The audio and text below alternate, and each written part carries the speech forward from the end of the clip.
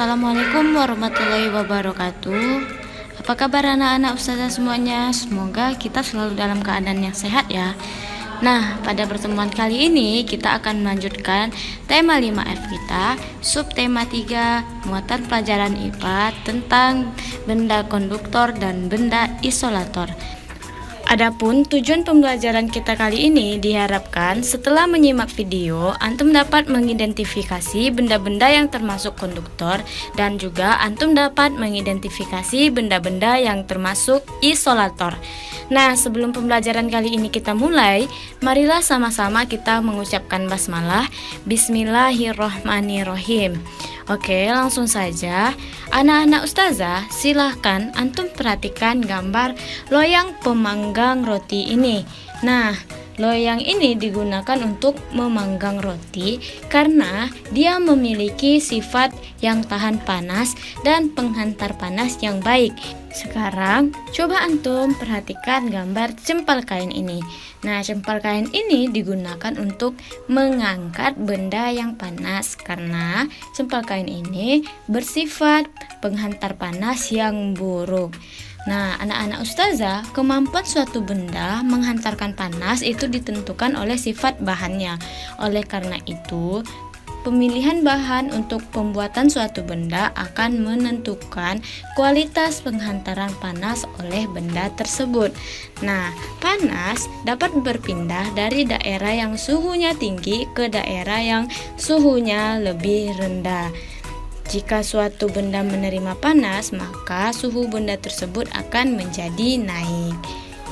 Sekarang mari kita ketahui apa itu benda konduktor dan apa itu benda isolator. Nah, benda konduktor merupakan benda yang dapat menghantarkan panas dengan baik. Contohnya yaitu benda-benda yang terbuat dari bahan logam seperti aluminium, tembaga, besi, seng, emas, dan perak.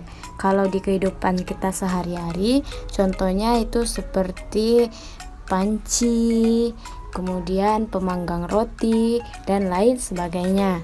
Selanjutnya, benda isolator. Benda isolator ini merupakan benda yang tidak dapat menghantarkan panas atau dia menghambat hantaran panas.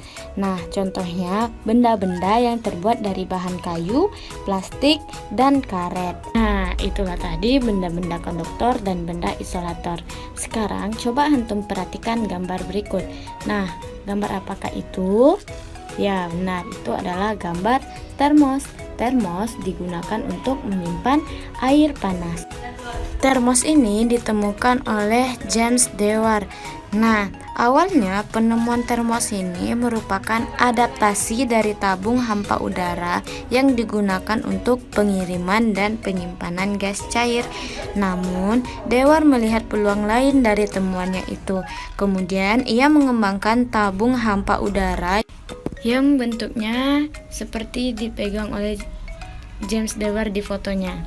Nah, kemudian Dewar melihat peluang lain dari penemuannya itu. Kemudian ia mengembangkan tabung hampa udara tersebut menjadi sebuah termos yang dapat mempertahankan suhu dingin dan suhu panas. Tabung termos yang berbentuk botol terbuat dari kaca berdinding rangkap. Ruang di antara kedua dinding dibuat hampa udara dan satu dinding dalam ruangan hampa udara ini dilapisi perak. Dengan dinding semacam ini, isi dalam termos tidak dapat dipengaruhi oleh perubahan suhu dari luar termos. Nah, berikut ini merupakan bagian-bagian termos. Nah, yang pertama, tutup sumbat termos. Tutup sumbat termos ini dia terletak di bagian paling atas, fungsinya untuk menutup termos setelah isi dengan air panas. Kemudian tutup ini juga berfungsi untuk mencegah perpindahan kalor secara konduksi. Kemudian yang kedua, dinding dalam kaca.